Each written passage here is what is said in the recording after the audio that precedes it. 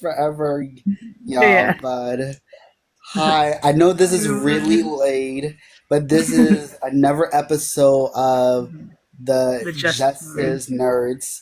I'm JT Pot Theory, And I'm Ruby Moon. and today we'll be talking about the incredible, the King of Atlantis, the King of the Seven Sea, the protector of both the surface world and Atlantis, Aquaman. I'm so Yep. excited. So I guess I'll start with how I first got introduced to Aquaman, which was basically through the old cartoon.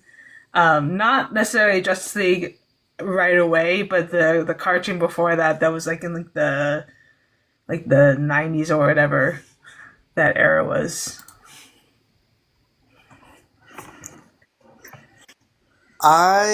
My introduction was Aquaman was through Justice League, the anime series. I always found him fascinated. He was one of the only male characters that really to me was fascinated. And this is at the time me growing up, I was getting into with like um, Percy Jackson and other characters with like water themes ability, and I was into like characters who could do water powers or something that was really to like super fast swimming, and I was a big fan of H2O, so of course, and blue was my favorite color, so it was kind of like aesthetically pleasing to me to like something like Aquaman and stuff. Um, and for me, I got into New 52 Aquaman, which was the best decision ever. And Mhm. God, what made me love about Aquaman is that he is the character that is, I like to say the title like he's the most Aquaman, the most overlooked character, but always Yes. underestimated I feel like because he, especially yeah, to go over kind of the history a little bit. So Aquaman did debut in 1962 as part of the More Fun comics, and he for the longest time was taken more of as like a joke. Like he was kind of the joke of the DC universe. He was the guy that talked to fish. He was the guy that did like he was just like the lame guy of the Justice League. Like he wasn't never really taken too seriously through Super Friends, through the old cartoons. More recently, I would say where Aquaman started getting cool was like behind me with this issue, where essentially in this issue, Aquaman gets his arm cut off and he gets a javelin like hook thing on his arm. And for the most part, people say that this is like the coolest Aquaman, which honestly, I kind of agree. But I also think that nowadays, like if you read like the modern comic books, you'll see that a lot of things have been implemented from this into the more modern comic book accurate Aquaman. I feel like Rebirth certainly set that tone, especially with like the New 52 as well, is where Aquaman has been taken a lot more seriously. I feel like with the movie as well, people saw Aquaman more of like a serious character. Not as much with the Lost Kingdom, like the sequel, but certainly in his first movie, he definitely set an impression. oh yeah, Aquaman for me was, I always think he was a cool character. Sorry, noise.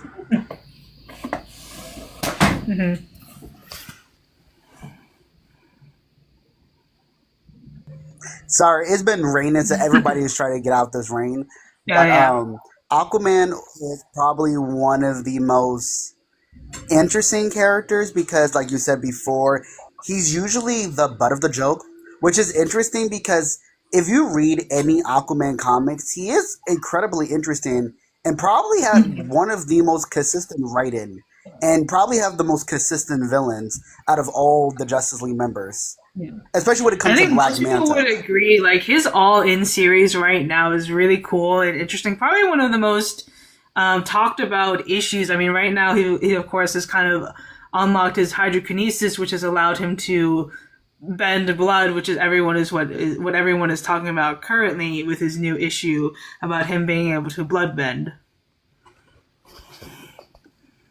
Yeah, and that's what I want to talk about because I think what really made like the coolness of Aquaman, even though Aquaman to me has always been cool, even with the Silver Age, because of a lot of people rereading, like finding out, like, oh wow, the death of the prince.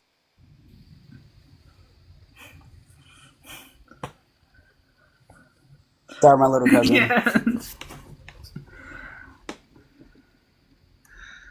Oh, but I will say the one thing I love about the Aquaman comic, they're very consistent on the villains. Like they would give us new villains, but black. Like I love that. Like everybody will Hmm. incorporate Black Manta as like the real threat. And those who don't know, and I think you guys will know at this point, Black Manta is the arch nemesis of Aquaman, and probably one of the Hmm. best arch nemesis ever. Yeah. And interesting enough, I'm sure people can kind of put two and two together. But if you've ever seen the SpongeBob, you will know about Mermaid Man and Barnacle Boy, which is actually based on Aquaman and Aqualad. It's basically making fun of them. Again, he's consistently the butt of the joke. Which is ironically because it makes him popular because he's popular enough to make fun of in a Hmm. more pop culture reference. But Yeah. it's funny enough, he's not the first aquatic a theme character, which the first one was Namor, Hmm. from Marvel, but Aquaman really popularized it and kind of more is the more fun front of it with DC. Um, and I think what makes Aquaman such a strong character is that the fact that he has good villains, and the Aqua family is really good. Hmm. Yeah, and for the teams going into the kind of the teams, Aquaman has consistently been on the Justice League. He has teamed up a lot with Wonder Woman, like a lot. I think maybe probably the most out of the DC characters. Maybe like also Batman, Yeah, but Batman's always teamed up with everybody. And then no, he's like actually yeah, had some I would say interactions with Justice League Dark as well. yeah. I would say more like with Wonder Woman, just because him and Wonder Woman are very similar. They both come Hmm. two different worlds.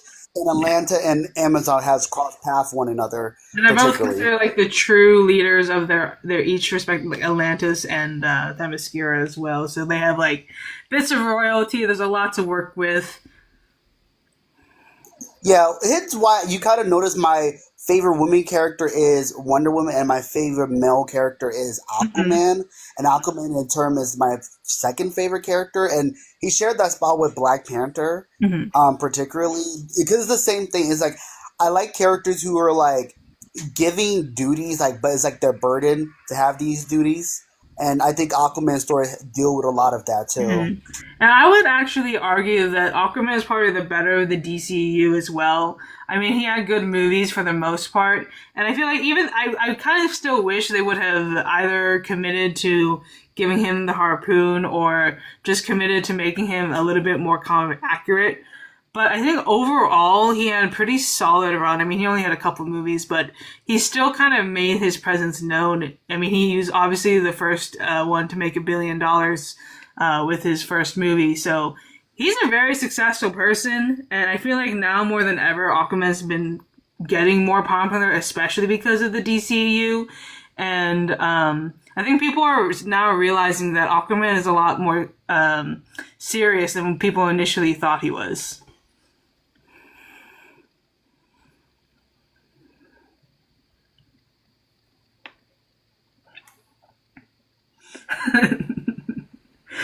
Uh, Sorry, traffic. That was a big one.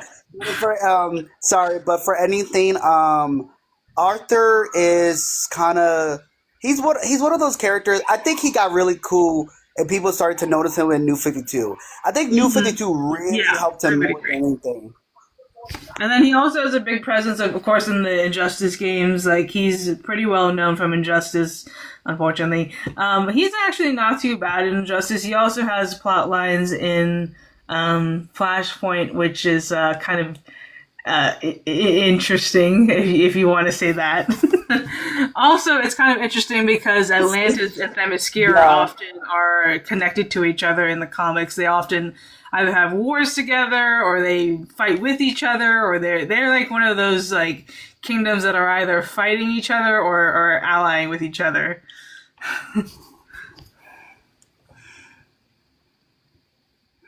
yeah.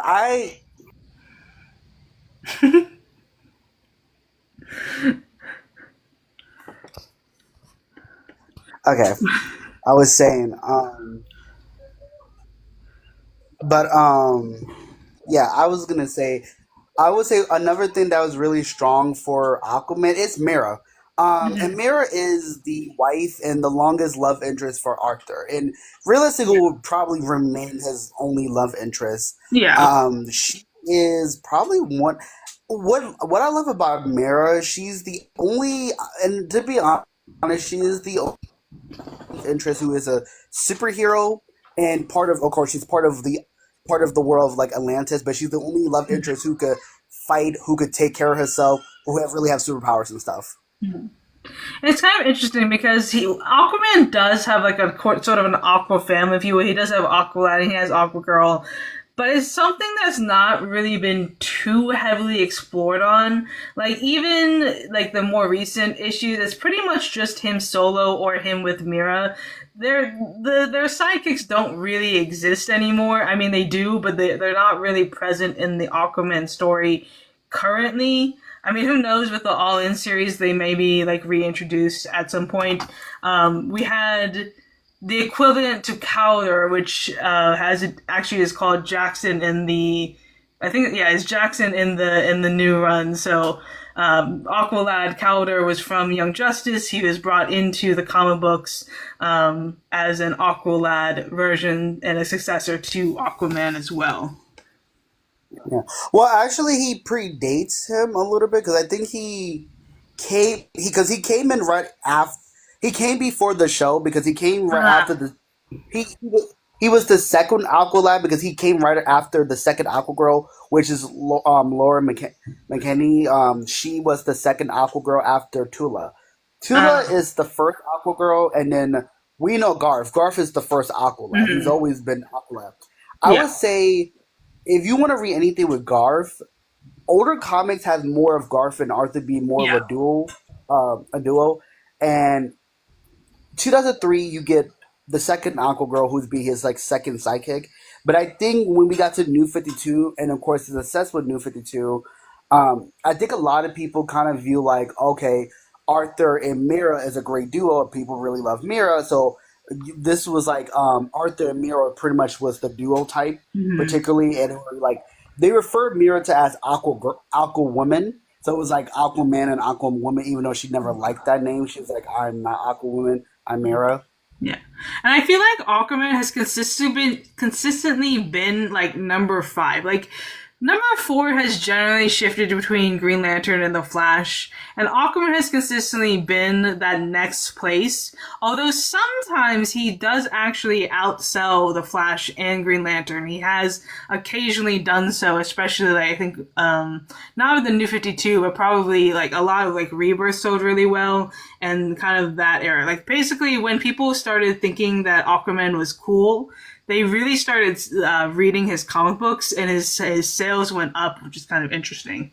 Yeah, because he also sold pretty well in New 52 too. Mm-hmm. Because he sold pretty enough because he had his own second series, which was Aquaman and the Others. And the Yeah. other was actually his own team. He actually had his own superhero team. He's consistently been like number five pretty much. I feel like he's like so four kind of fluctuates, but I feel like he's usually like right behind them. I like to call him the fifth being.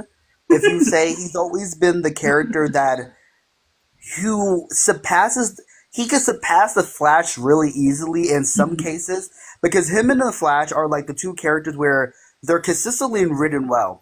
Even Yeah. if they had off runs, their runs are still great compared to like Batman or Wonder Woman or even Superman. Because when they have real bad run, they have real bad run. Their bad runs are just okay. It's just more of a creative differences. Like Yeah. people are not afraid to go with different styles with Aquaman, but they always remain consistent with him. Yeah. And I feel like, you know, I'm someone who definitely watched the older cartoon, and I know some people thought it was kind of a joke. It's actually kind of pretty good. I mean, it is a Silver Age Aquaman, so it's the less so serious version of it. It's when he has like basically like the sort of like telepathy or whatever, like with his like the sea creatures and stuff like that. Um, which everyone kind of memes about him talking to fish. Dolphin, yo, But I mean, some of those get pretty serious. I mean, if you think about it, he literally has a pet octopus, which is basically like a giant octopus oh my named god, Topo. the memes I can tell you that they did with like oh him and Dolphin, and now when I say Dolphin, I'm not talking about the character Dolphin. I'm talking about his like pet Dolphin they used to make joke of. Yeah. I definitely think, yeah, Justice League, the animated series, is definitely where they really made Aquaman a more serious character. Again, they kind of based it off of the version right behind me. Um, That is the version that's behind Ruby is the Peter David run, and mhm. that was the run where he really was taken very seriously. That's where Yeah. he started getting a lot of villains that were very dangerous, a new Mhm. style of Aquaman, and actually it really helped him a lot because it made him unique, it made him fresh and stuff. Mhm.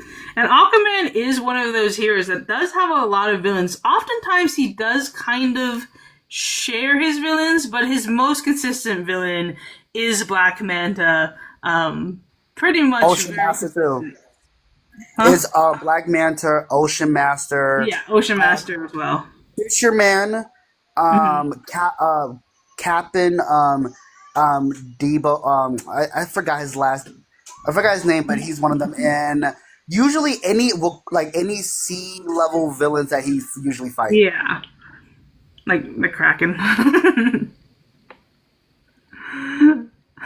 Lord Jesus. Oh, also the Dead King. The Dead King is usually part of like he's part of the team, but he's also like fought against Aquaman before. Yeah, And I would argue he's the most powerful one because of the spear he wields actually the same spear that sunk Atlantis too and yeah. during the New 52 arc. Yeah, and speaking of the current issue, we were just introduced into the concept of the blue. So for those of you who don't know, there's basically these different, like, I guess, like auras, where you call them, but like they're like the colors where there's like the red, which is like the animals, is like the green, which is plants, and then there's a whole bunch of them. But more recently, there's the blue slash the clear, which has been said to be sort of the king of all of them, basically like the one that kind of controls all of them. Which it makes sense because he's connected to water, and water Mhm. is life itself, particularly.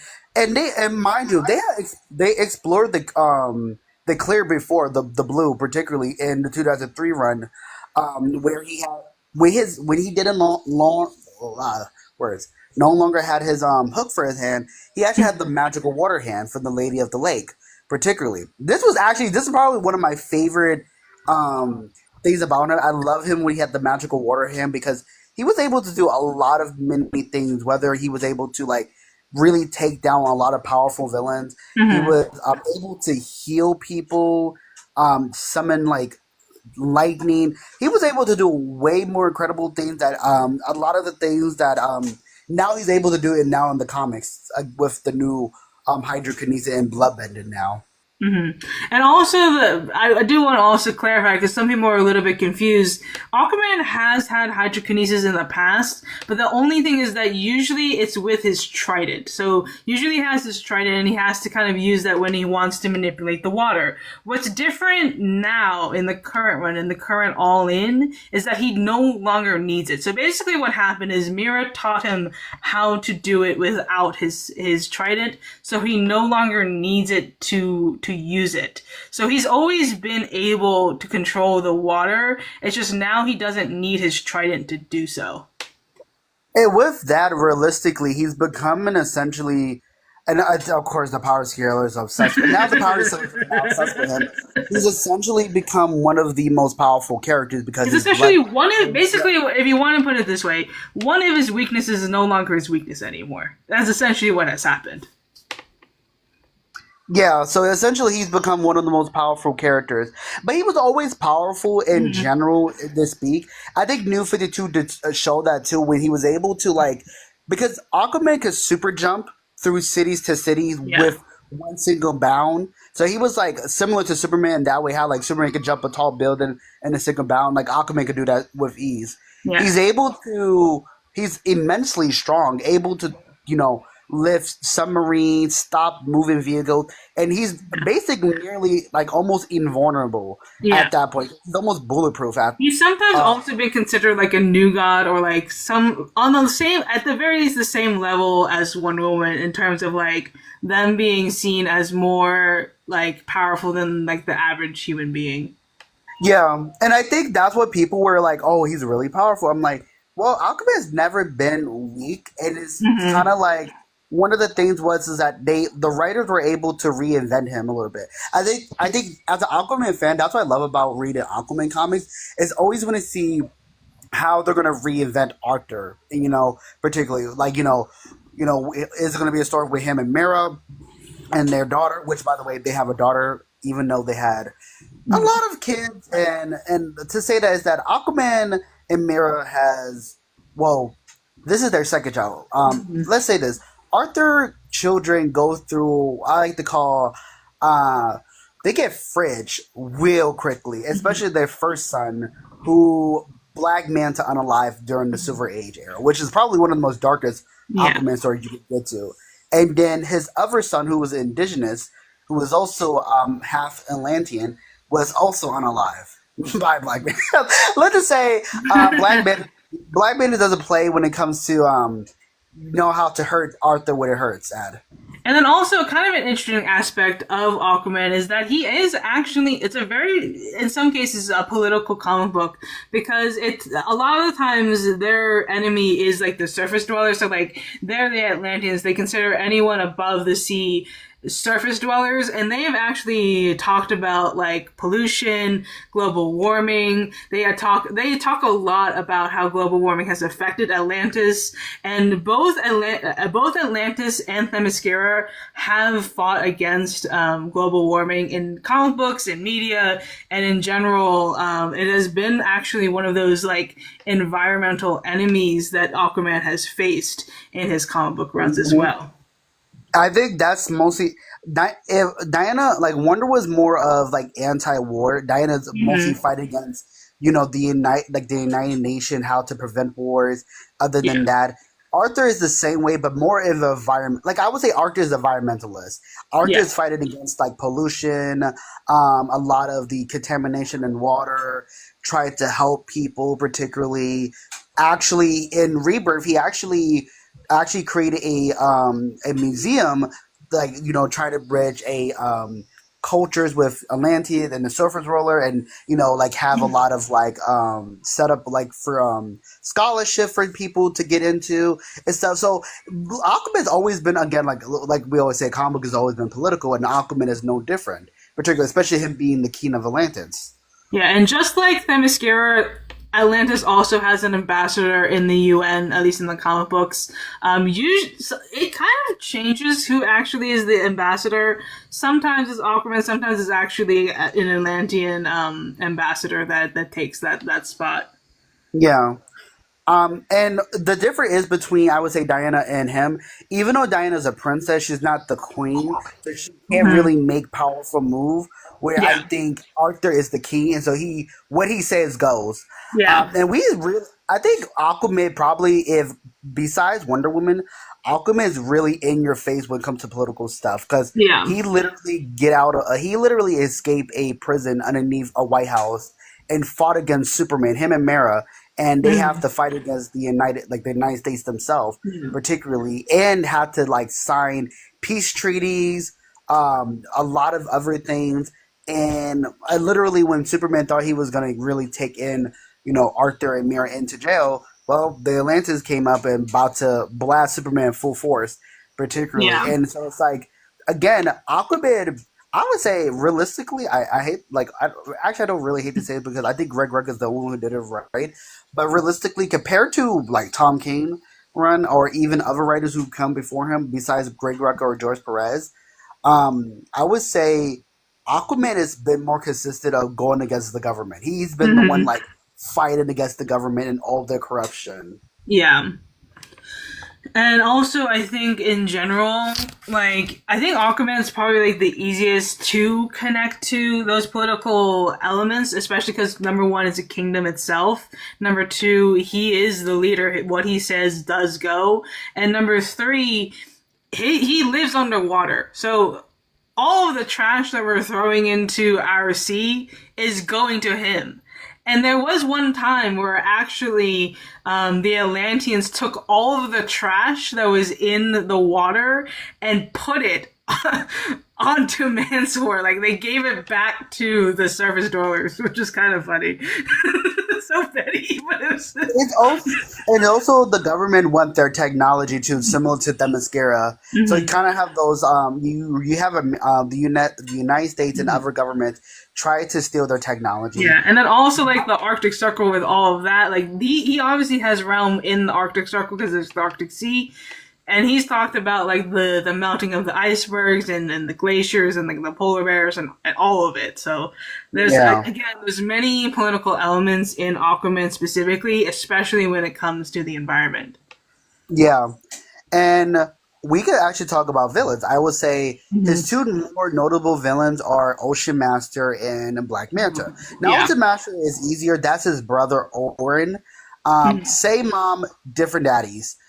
Orin is a pureblood Atlantean, and Arthur is half Atlantean, half human. Um, and they always have some form of always have rivalry, but it's always been like Orin is. I would say Orin is more of a traditionalist when it comes to being Atlantean. Yeah. Atlantean, And I where guess Arthur. also similar to Diana, he also has a lot of like mythical villains as well that are based on like Yes, Greek myths, other myths. Basically, anything that's like water based in myths has sometimes been like a villain to, or not always a villain. Sometimes it's just been like a character within the in the Aquaman series. But like, there's been like a bunch of like stuff that's based on actual myths as well. um, I would. I would say a great example. I would say like also his worship. He also worked back in before they changed it. He used to worship Poseidon, particularly, who Hmm. was his god, particularly, Yeah. which it makes sense, of course, the god of Yeah. the sea and stuff, particularly. So he was more of a Mhm. champion of Poseidon. And then, like I said before, his villain being Ocean Master. He's Mhm. more of like it's more of the sibling Rivalry. rivalness, but Yeah. also the function and like both of them are Mhm. different. One is traditionalist, one is not. One is trying to do what's best of Wakanda. The other is like you know trying to like figure out how to be a leader, even though he don't want to. Which is another thing we never talk about. Like folks don't realize Arthur don't want to be the king of Atlantis, Mhm. particularly. Oh yeah, and also one villain that you probably recognize that has become more of a fan favorite more recently is King Shark. King Shark is an Aquaman villain. He's consistent. Yes. Well, obviously he's a shark, of course, but like King Shark actually has like a kingdom under the sea as well, where he's tied to like I mean he's literally the king. Like it's not that hard to put it Yeah. together. King Shark is a Yeah. kingdom. Yeah, Yeah. so he is King Shark is an actual king of a kingdom under the ocean, and he does interact with Aquaman a lot. Aquaman. Yeah. Which it makes sense. It would make sense just in general. Like it is also makes sense because the really fish or water theme type villain. Then the most and also I would say besides that, Arthur's villains are diverse is with a lot of them are sea life Lovecraft creatures, Mm-hmm. other will be Atlantean, other are mutant Yeah, sea like creatures and again, stuff. like the Kraken, or like even like Colossus squids, like basically all Yeah. of those like really big, creepy like sea creatures type stuff has been something. I think was there. I think there might have been something like with like that sound kind of like based on like a dinosaur or something like that as well. Um, Yeah, a little bit of that. And then his last type of villains are usually pirates. mhm. Pirates are usually the ones that go against Arthur, especially skilled bounty hunter. This is when Black Manta come in, because Black Manta Yeah. is both a pirate, a treasure hunter, but also a skilled mercenary. And like I said before, Black Manta is Aquaman. arch nemesis. Always been and probably has the most impact and probably been in the most biggest stories and biggest character arcs for Arthur too. So they have their relationship go far more deeper. I think, and thank God, I think New 52 fixed their relation, like fixed their dynamic, even though they had a really strong dynamic because a lot of the petty things that Black Manta has done and how petty he really is. But Black Manta in New 52, the story goes as when Arthur discovered his power, there was a man who was a doctor, Doctor Sheen, who wanted to study Arthur and wanted to see if Lanta is real.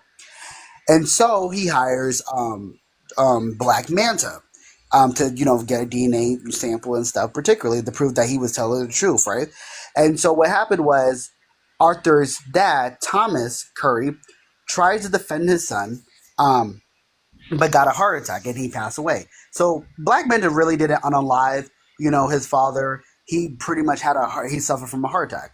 But Arthur was so very vengeful, very angry, wanted to get his revenge, and he accidentally unalived Black Manta's father, and thus Black Manta and Aquaman, and of course he created Black Manta. Arthur created Black Manta. They are both of them has a eternal cycle of vengeance and pain and hurt. Mhm. Arthur kind of outgrew it because he felt bad and make amends with it. Even though we do know that Black Manta's father is no sin because Black Manta's father is also a criminal and a very dangerous man himself. But Black Manta is very much consumed of destroying Arthur in many ways. And what makes their dynamic really complicated is that Jackson High, who is the second Aqualad, is the son of Black Manta. So now, like Black Manta wants to destroy Aquaman, but he do so he will hurt his son in the process. Oh yeah, I found it. It was Black Mantosaurus is what I was thinking of because that was when they did like the Justice League prehistoric stuff. Yeah. And so yeah, and then there's another villain, which is the fisherman, which is I would say the one. The fisherman was a regular bounty hunter until they kind of rechanged it to make it as the thing that was on the fisherman head is a Lovecraftian parasite creature that attaches itself to any person and give them physical strength. So we kind of say like Aquaman deals with a lot of weird, creepy villains and Mhm. very like mythical, but also Lovecraftian and very like alien type creatures that even him like he's kind of like he has a very diverse villain. I would say that particularly, and with the Jeremy Adams run, it's probably one of the best for mainline.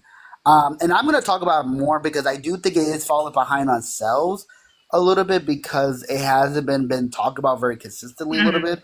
And I feel like I hate that the power scalers are only talking about it in terms of power, particularly. Oh yeah, but the good. But I There's hate, also more interesting stuff than just like the bloodbending aspects, but it's also, I mean, just in general, the ideas of like the blue and everything.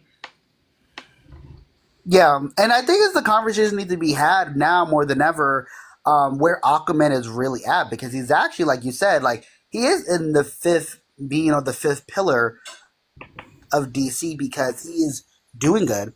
He's taken seriously. He's the only DC character who hit 1 billion, which I think no DC fan, even for me as an Aquaman fan, we never knew he was going to hit that well, particularly. Mhm. And He was I really think it, popular internationally, surprisingly, actually. And I think it does actually have to do with the fact that Aquaman does touch on something that is very, global and international, which is global warming. I mean, whatever you believe in that sense, like, it's a very hot topic that a lot of people care about, especially in other countries.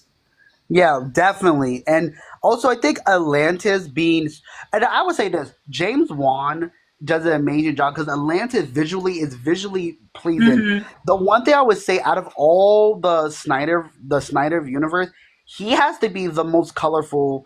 And of course, Wonder was right there, but he would have to be the movie has been consists of very colorful. He has the most colorful like cinematography. Hmm. His orange and green suit is very colorful. The world of Aquaman is just colorful and rich. And in general, it actually ends up being a good way to kind of, whenever they do like multiverse content, to do something like Elseworlds related, or to do like another version, like in another Earth or something like that. I mean, like more recently, we just saw Batman versus Yakuza League, and there we have like, again, Aquaman kind of stepping into that ring and being the king of the sea. And it's something where I feel like writers get to have like a lot of kind of fun with, because there's a lot you can do with, yeah, there's a lot of different ways you can approach it. You can lean more on his royalty side. You can lean more on his more like aquatic side, or you could even, again, pull inspirations from like the H.P. Lovecraft, or even other like myths, like dinosaurs, or like prehistoric stuff. And there's a lot of things that you can pull from to be creative. I first say, for example, Aquaman has a story called Aquaman the Andromeda. It's probably the one story that doesn't. It has Aquaman in it. And he's a character in it, but he's not one of the main character. But the way how he's viewed at is very. He's viewed as both very mysterious, heroic, but very mythical and feel larger than life. He's like mysterious to a lot of the people because they view him as like he's a hero, but he feels so otherworldly. You know, and I think writers loves to play with Aquaman, and I think that's why Aquaman always has the better runs, or when he get a good run is really good because writers could do a lot of crazy, amazing things with Aquaman and still touch on the topics, and we don't see that with a lot of writers when it comes to like Wonder Woman or with Superman and stuff, or even Batman because they don't want to really be fun with it. And I think it is interesting to see what Aquaman is the one that actually consistently have fun. I would say the Flash too for the longest, but I think Aquaman is the one where he is the most fun. And I think a lot of people are afraid to admit that they like Aquaman. I love Aquaman. Like I said before, he is my favorite male character alongside with Black Panther. They share that number one spot. And then in terms of DC, he's my number one favorite DC character in general. And so it's not that hard for me to just enjoy him who he is, and I love everything about him. He's a character that I really like. And I think to a male character, he fits my aesthetic. I love water characters, I love aquatic characters. I love characters with also mythology with them, but also I love a male character that people always underestimate because people who like praise Superman or Hal Jordan or Superman or even the Flash, but I love that he's so different. He's kind of different, and he fits the world of magic too, just like Shazam, which I also why I love Shazam too. Yeah, for me, he's definitely up there. He's not my favorite because my favorite is actually the one that we're gonna do tomorrow, which is Martian Manhunter. Unfortunately, it doesn't get a lot of love, but I mean, is starting to see some works happening. Like we are have confirmation that we are getting an absolute Martian Manhunter. We've seen some of the concept works for that as well, kind of surfaced online. So it's kind of shocking how underused Martian Manhunter is, but we'll kind of get to that on the next episode when we do it. No, for real. I think he's probably the most. He's not the difficult one because I don't think none of them are difficult. I think writers are like trying to be so deep, provoke thought sometimes, and sometimes just make fun stories. You could do fun and serious story. We like both.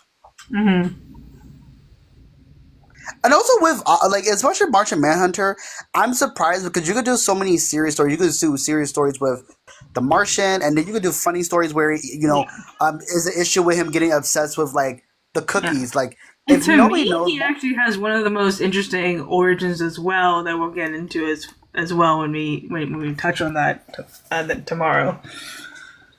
yeah. And also, I think also one thing I love about Martian Manhunter, his obsession with their version of Oreos. He's obsessed with chocolate. Yeah, He's he obsessed with loves. He has a obsession with his cookies. yes, he's obsessed with cookies.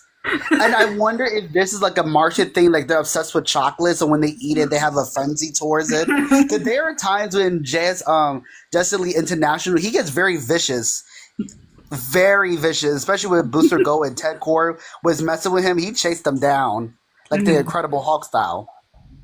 Yeah, I just love Space Dad. He's Space Dad. Ruby! Oh my god, I see you.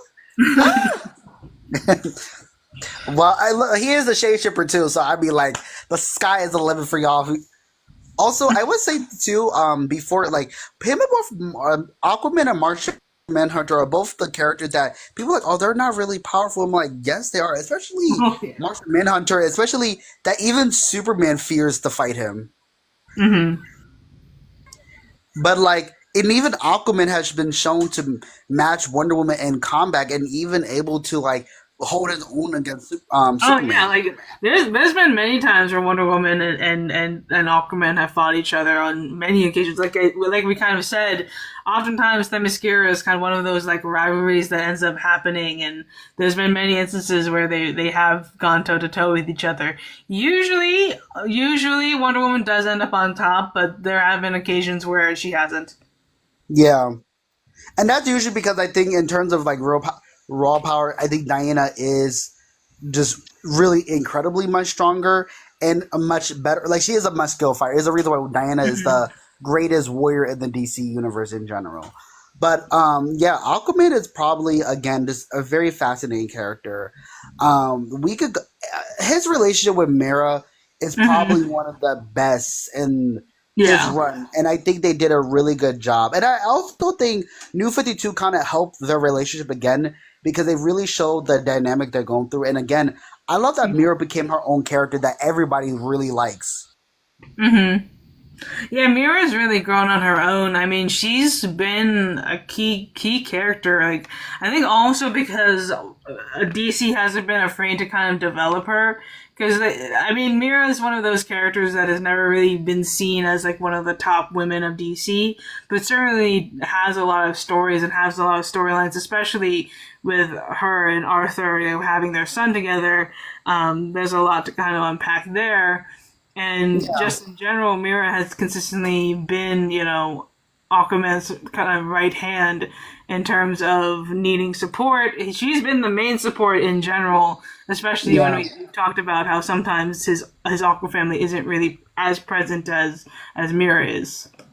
Yeah, and like I said before, she is if not one of the few love interests. But if like in terms of the Justice League within in themselves, she is amongst the only ones who are. First of all, she's superhuman because she's Atlantean, but also she has powers herself, and she's the only one who is actually a superhero who is part of Aquaman. Like it's really rare to have especially couples who are both superheroes, but especially a love interest, especially a female Hmm. love interest that's capable to handle herself into Yeah, dangerous situation. And for the longest time, Mira was powerful than Arthur because of her abilities. yeah, with her hydrokinesis. Yep.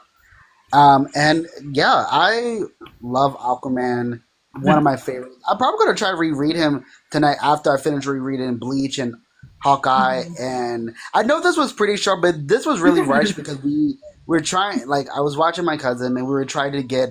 Well, they're still here, but we were trying to get like this done because I do know we want to get into Martian Manhunter because there's a Hmm. lot you could talk about Martian Manhunter, and I think there Hmm. is it's long overdue, especially with we're getting absolute Martian Manhunter Yeah. too in And then general. after that, we'll get into the really big one, which is the Green Green Lantern Lantern. Corps, which The reason why, I think the reason why we did Green Lantern Corps is just because there's too many of there's them. so We many had of them.